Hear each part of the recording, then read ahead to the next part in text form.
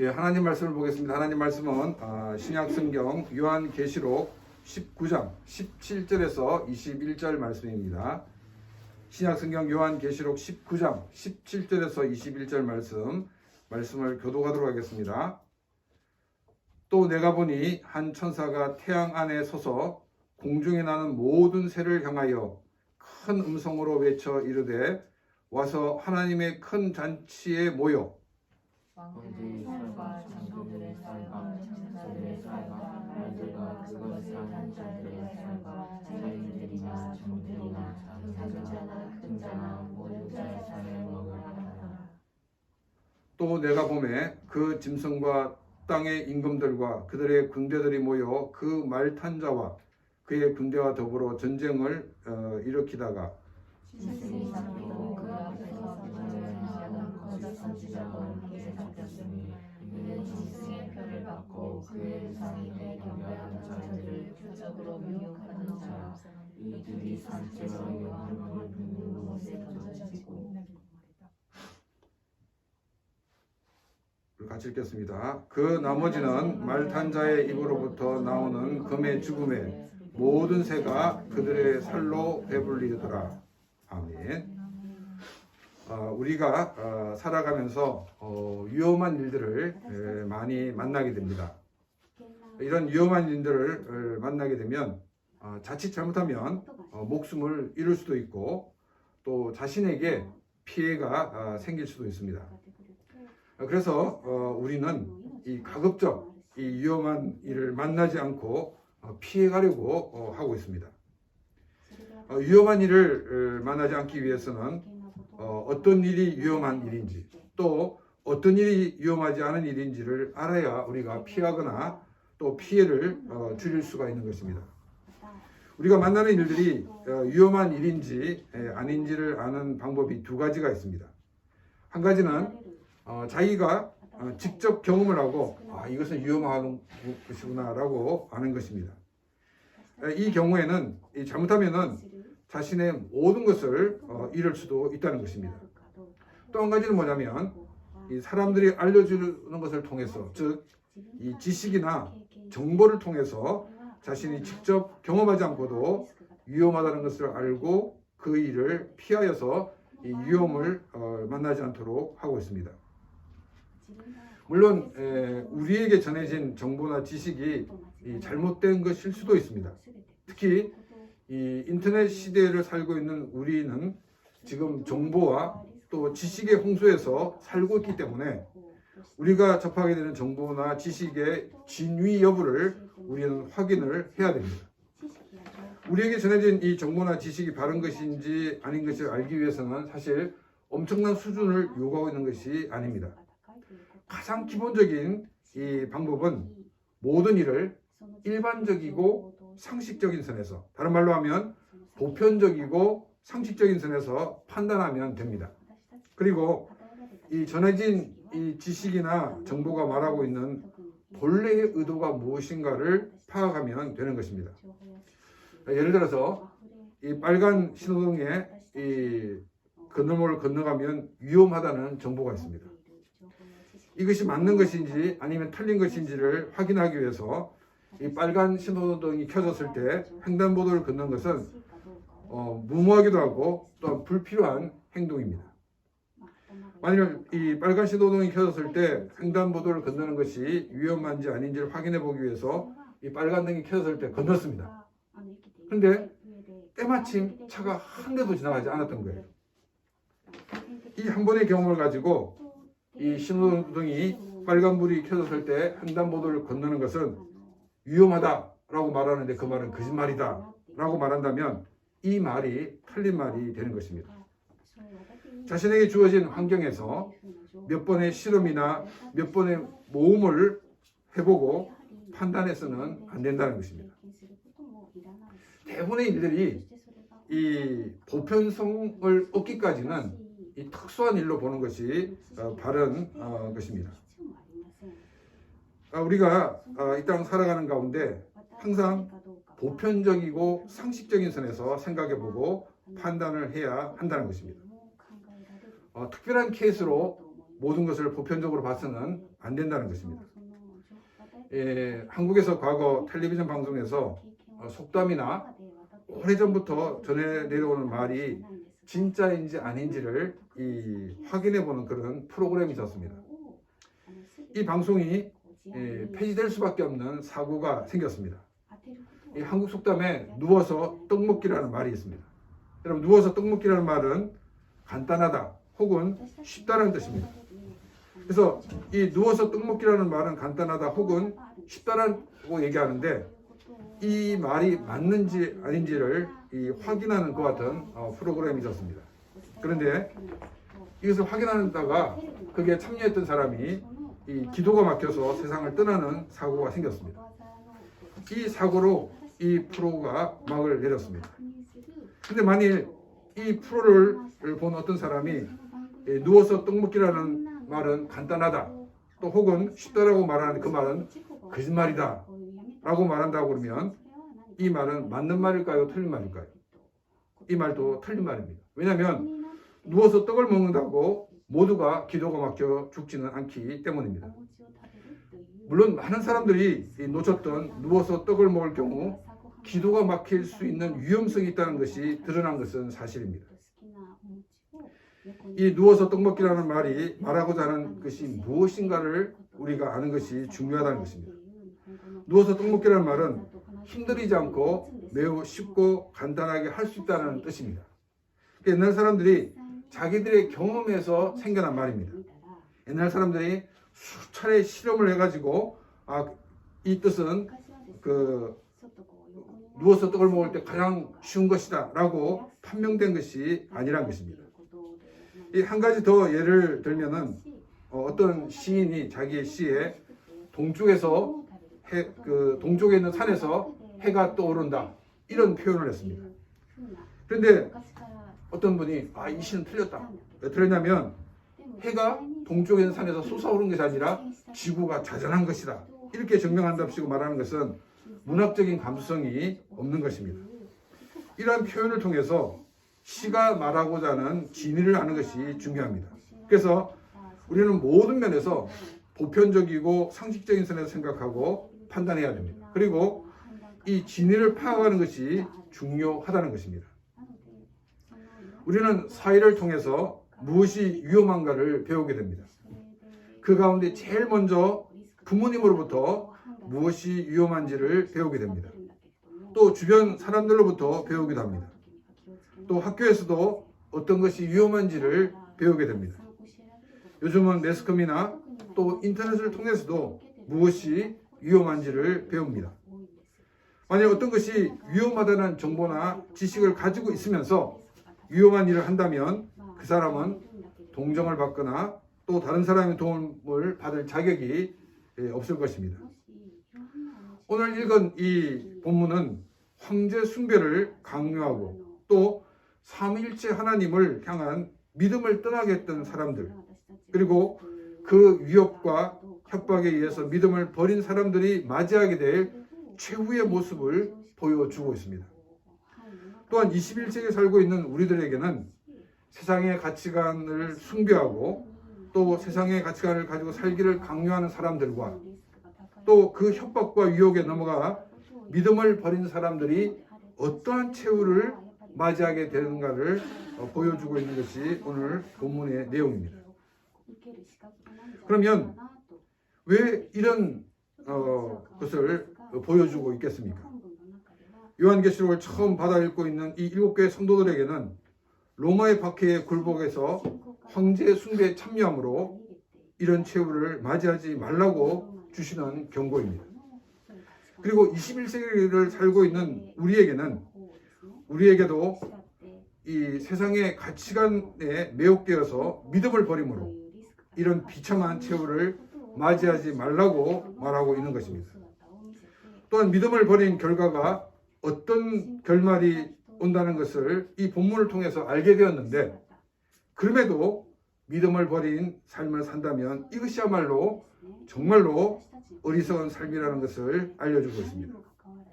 오늘 읽은 이 본문은 두 개의 장면을 보여주고 있습니다. 한 가지는 이 17절과 이 18절에서 전쟁으로 죽임을 당한 사람들의 죽음을 소개하고 있습니다. 그리고 이 19절에서 21절은 왜 전쟁이 생겨서 이런 죽음을 당했는지 그 이유를 설명하면서 어떤 최후를 맞이하는지를 다시금 소개를 하고 있습니다. 17절 말씀입니다. 또 내가 보니 한 천사가 태양 안에 서서 공중에 나는 모든 새를 향하여 큰 음성으로 외쳐 이르되 와서 하나님의 큰 잔치에 모여. 천사가 태양 안에 서 있다라는 이 말은 어떤 의미냐면 왕의 명령을 이렇게 공표하는 사람들이 높은 곳에 서서 이 백성들을 향하여 말한 것과 같은 그런 모습을 보여주고 있는 것입니다.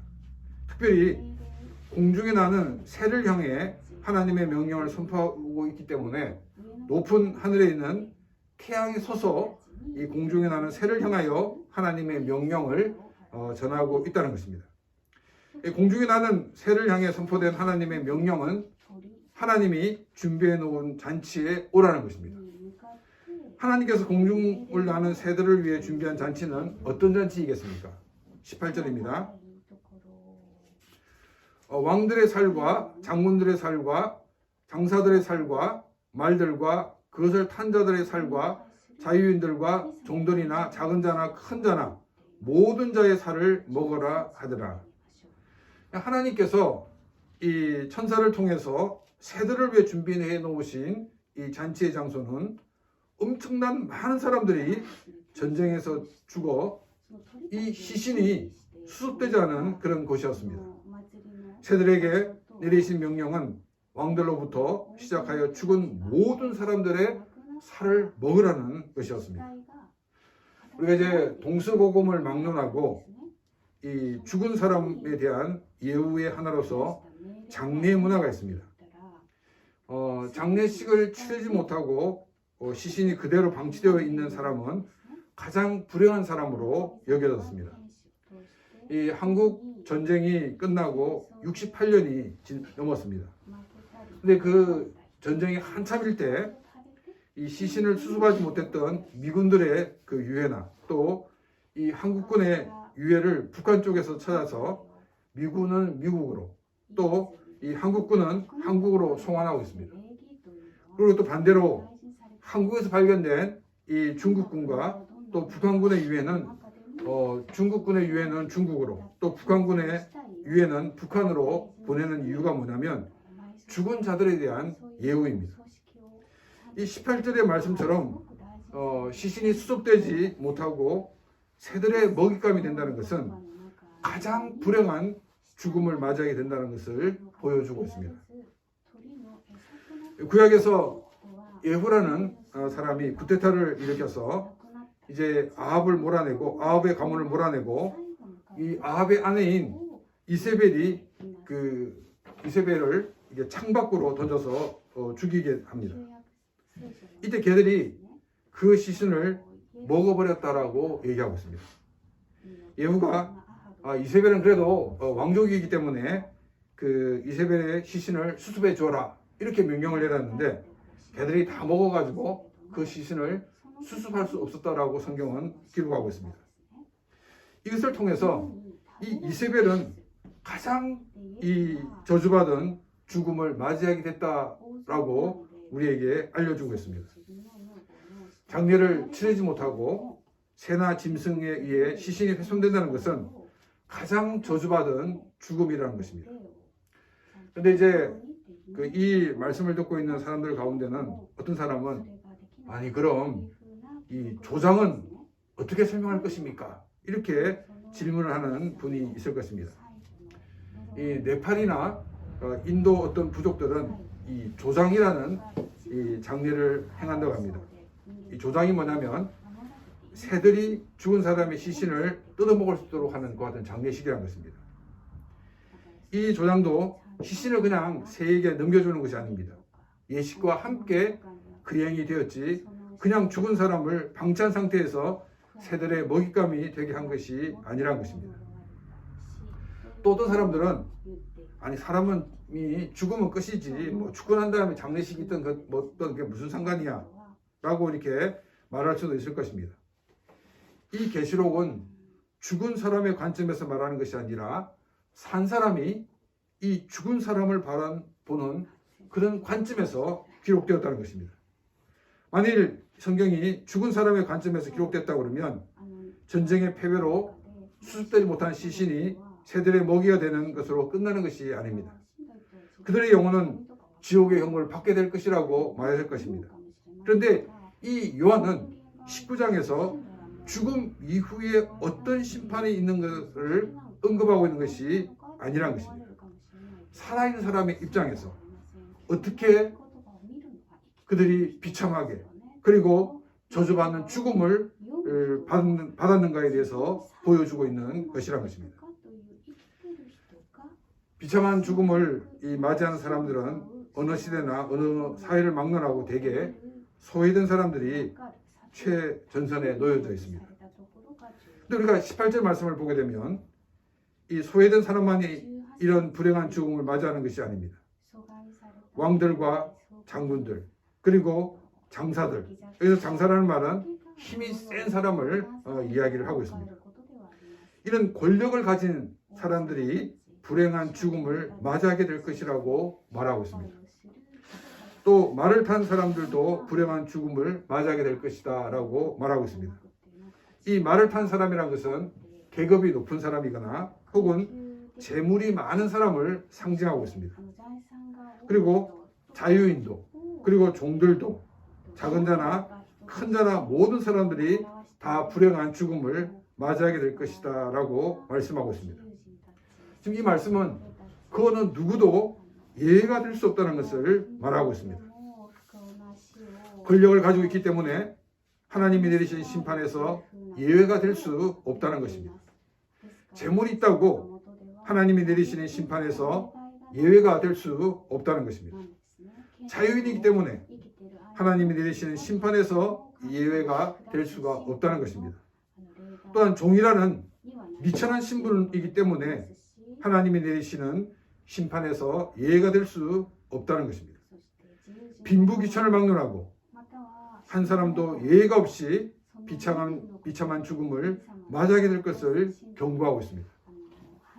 우리는 그럼 왜 왕부터 시작하여 권력자들이나 재력가들이나 자유인이나 또 심지어 종들까지 한 사람도 예외 없이 이런 비참한 죽음을 맞이하는가 하는 것입니다.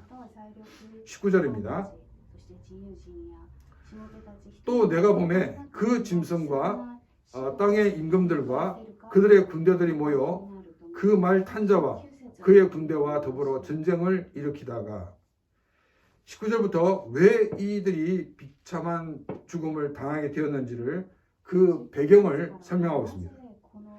19절에 등장하는 사람들이 크게 두 그룹으로 나눠져 있습니다. 한 그룹은 누구냐면 짐승과 땅의 임금들과 그들의 군대입니다. 이 짐승은 하나님을 반역한 사탄의 대행자라는 것을 우리가 계속 살펴보았습니다. 그리고 땅의 임금들과 그들의 군대는 바로 짐승을 따르는 이 권력자들과 그들의 수하들입니다. 그리고 이 그룹과 싸우는 대상은 누구냐면 그 말을 탄 자와 그들의 군대입니다. 그래서 그 말을 탄 자, 좀 더 정확하게 표현하면 이 백마를 탄 자는 바로 십자가에서 승리하신 예수 그리스도를 상징하고 있는 말입니다. 그리고 이 그의 군대는 예수님에 대한 믿음을 버리지 않고 끝까지 믿음을 지키다가 세상을 떠난 크리스찬들을 말하고 있습니다. 19절의 문맥을 통해 알 수 있는 것은 싸움을 먼저 일으킨 쪽은 짐승과 땅의 임금들과 그들의 군대였다는 것을 알 수가 있습니다. 요한계시록을 처음 받아 읽고 있는 7교회 성도들에게 짐승과 땅의 임금과 그의 군대는 기독교를 박해하는 로마였습니다. 그리고 그 이후에 요한계시록을 읽고 있는 사람들에게는 예수님이 재림하실 때까지 계속 등장하게 될 기독교를 박해하는 세력들을 말합니다. 세상의 권력과 그 권력을 따르는 자들은 하나님을 향해 그리고 하나님의 백성을 향해 전쟁을 일으키고 전면전에 돌입을 하였다는 것입니다. 그러나 이 전쟁은 예수 그리스도의 십자가로 이미 패배하였습니다. 패잔병이 된 세상과 승리한 교회와의 싸움이며 패잔병이 된 반기독교의 세력과 승리한 기독교의 싸움이라고 말할 수가 있습니다. 예수 그리스도의 십자가로 패배하게 된 이 세상은 하나님을 향한 싸움을 언제부터 시작했을까요? 아담과 하와가 범죄하여 타락하면서 이 싸움은 시작되었습니다. 가인이 동생 아벨을 죽이는 이 사건이 바로 이 싸움을 알리는 신호탄이었습니다. 기독교 역사를 보게 되면 교회가 교회 안에 있는 비기독교적인 것을 고치기를 요구하는 사람들을 향해서 저 사람들은 반기독교적인 것이라고 이렇게 매도하여서 심지어는 그들을 이단으로 정죄하고 또 처형한 일들이 많이 있었습니다.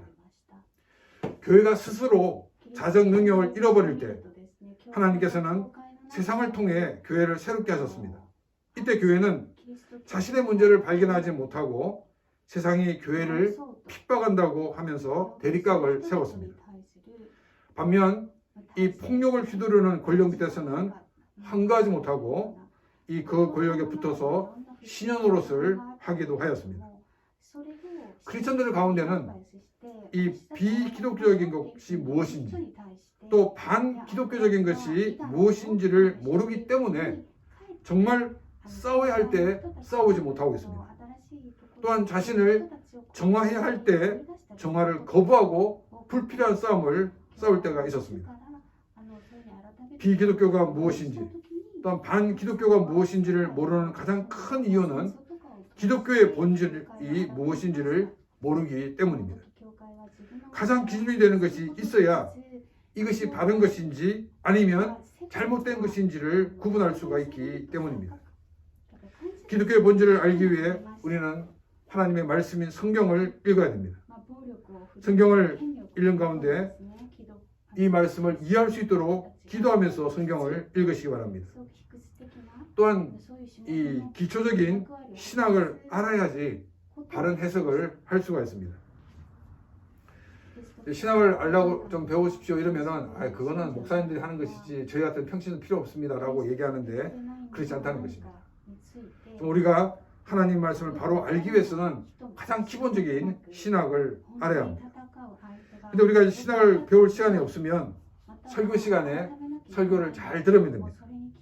이 설교안에는 성경신학 그리고 역사신학, 조직신학이 다 녹아서 들어가 있기 때문입니다. 또 우리가 중요한 것이 뭐냐면 자신의 고집과 자신의 경험을 버려야 됩니다. 많은 크리스천들이 자신들이 처음 은혜 받았던 그 경험을 최고로 생각하고 있습니다. 그리고 유일한 것으로 알고 있습니다. 체험이나 경험은 하나님께서 그 사람에게 맞도록 역사하시는 것이기 때문에 굉장히 주관적인 것이 많이 있습니다. 자신이 은혜 받은 체험이나 경험을 절대적인 기준으로 두어서는 안 된다는 것입니다. 자신이 은혜 받은 체험이나 또 경험을 고집할 경우에 성경을 읽을 때 성경을 곡해할 가능성이 있게 됩니다.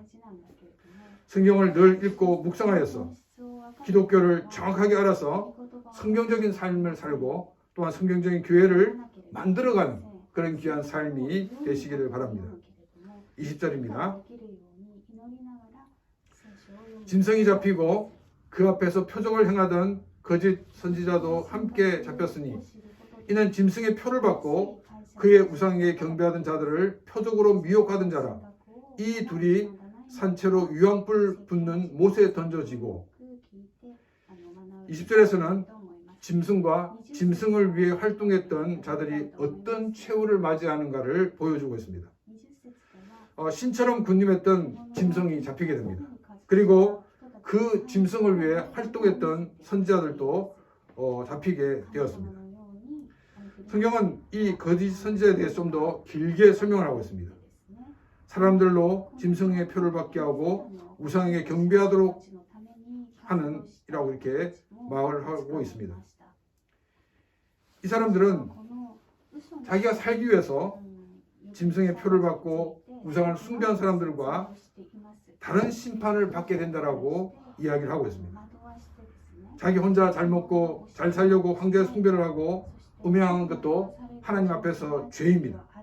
그러나 많은 들로 하여금 황제 숭배를 하고 음행의 잘못된 길을 가게 하는 것은 더 큰 죄라는 것을 알 수가 있습니다. 많은 사람들이 황제 숭배와 음행의 잘못된 길을 가게 하는 것이 자기를 위하여 황제 숭배를 하고 음행에 참여하는 사람보다 더 큰 죄라는 것이 바로 그들이 어떤 종말을 맞이하는 것을 통해서 우리에게 보여주고 있습니다. 그들이 어떤 죽음을 맞이하는 것을 통해서 그들의 죄가 얼마나 큰가를 보여주고 있다는 것입니다. 짐승 즉 자신이 신적인 위치를 점유하고 사람들에게 승김을 받으려는 존재와 또 다른 사람들로 하여금 하나님에 대한 믿음을 버리고 떠나게 한 사람들은 산채로 유황불 붙는 못에 던져진다라고 말하고 있습니다. 이 산채로 유황불 붙는 못에 던져진다고 하니까 우리는 쉽게 지옥을 생각을 합니다. 물론 이 유황불 붙는 이 못은 지옥을 상징합니다. 그러나 여기서는 지옥을 말하기보다는 살아있는 사람을 화형시킨다는 그런 의미입니다. 살아있는 사람을 화형시키는 것은 가장 극심한 고통을 받게 하면서 죽게 되는 것을 말하고 있습니다. 21절입니다. 그 나머지는 말탄 자의 입으로부터 나오는 이 금의 죽음에 모든 새가 그들의 살로 배불리더라. 짐승과 그 짐승을 위해 활동했던 거짓 선지자를 제외한 나머지 사람들은 이 말탄 자의 입으로부터 나오는 금에 죽었다라고 얘기하고 있습니다. 이 말은 이 주님의 말씀으로 심판을 받아서 저주받는 죽음을 맞이하게 될 것이다 라고 말씀하고 있습니다. 왕들로부터 모든 사람들이 죽어 새들의 밥이 되게 된 것은 예수 그리스도를 향해 전쟁을 벌였기 때문입니다. 죄로 타락한 인간은 본능적으로 삼위일체 하나님을 싫어합니다. 하나님을 싫어하기 때문에 하나님을 섬기는 크리스찬들도 싫어합니다. 그래서 가인에게서 시작된 싸움은 예수 그리스도가 십자가에서 죽으실 때까지 지속되었습니다. 십자가에서 죽으시고 부활하신 그 승리자이신 예수 그리스도로 말미암아 기독교를 박해하는 모든 세력들은 다 패배하게 되었습니다. 패잔병이 된 이들은 주님이 재림하실 때까지 정말 사력을 다해서 기독교를 박해하려고 하고 있습니다. 정말 한 사람이라도 크리스찬들을 미혹하여서 주님을 떠나게 하고 있다는 것입니다. 요한계시록을 처음 받아서 읽고 있는 일곱 교회에게는 로마가 바로 그런 상대였습니다. 그런데 이 로마는 자신이 박해했던 기독교를 국교로 받아들였습니다. 그리고 역사에서 사라졌습니다. 또한 지금까지 역사 가운데 있었던 모든 악한 세력이 차례차례로 소멸되어 갔습니다. 그리고 이 악의 대명사들과 이 악의 선지자의 활동을 했던 사람들이 살아서 불에 던져지는 극심한 고통 있는 형벌과 함께 최후를 맞게 될 것이라고 말씀하고 있습니다. 서두에 말씀을 드렸지만 이 말씀을 주시는 이유는 이런 불행한 최후를 맞이하는 길을 가지 말라고 경고하시는 것입니다. 어떤 위험이 있는지 어떤 결과가 될지를 알면서도 그 길을 가는 사람은 가장 어리석은 사람입니다. 하나님께서는 이 요한계시록 19장 17절에서 21절의 말씀을 통하여 하나님을 섬기는 것을 박해하는 사람들과 그 박해를 이겨내지 못해 믿음을 버리고 하나님을 떠난 자의 삶이 어떤 종국을 맞이할 것인가를 보여주고 있습니다. 예수 그리스도를 주로 믿는 내 자신이 먼저 철저히 하나님의 약속의 말씀을 붙들어야 합니다. 하나님의 말씀을 믿고 담대히 이 세상에서 크리스찬으로 살아가야 합니다. 눈앞에 있는 것이 아무리 크게 보여도 주님은 이 세상의 어느 것과 비교할 수 없는 그런 엄청난 분인 것을 우리는 늘 알아야 합니다. 이 주님을 믿고 의지하여서 믿음으로 승리하는 그런 귀한 삶이 되기를 바랍니다. 또한 무서운 하나님의 심판이 임하기 전에 하나님을 떠나 사는 사람들이 복음을 듣고 또 하나님을 떠난 죄에서 돌아설 수 있도록 기도로 섬기는 삶이 되기를 바랍니다. 또 하나님의 심판이 임하기 전에 하나님을 알지 못하는 사람들이 하나님을 알 수 있도록 복음을 전하는 삶이 되시기를 바랍니다. 그래서 나의 가족들이, 나의 친구들이, 나의 지인들이, 나의 주변에 있는 많은 사람들이 내가 전한 그 복음을 통하여 주님의 은혜와 복을 누리며 사는 그런 복된 삶이 되시기를 주님의 이름으로 축원합니다. 오늘 이 시간 다 같이 하나님의 말씀을 생각하며 기도드리겠습니다.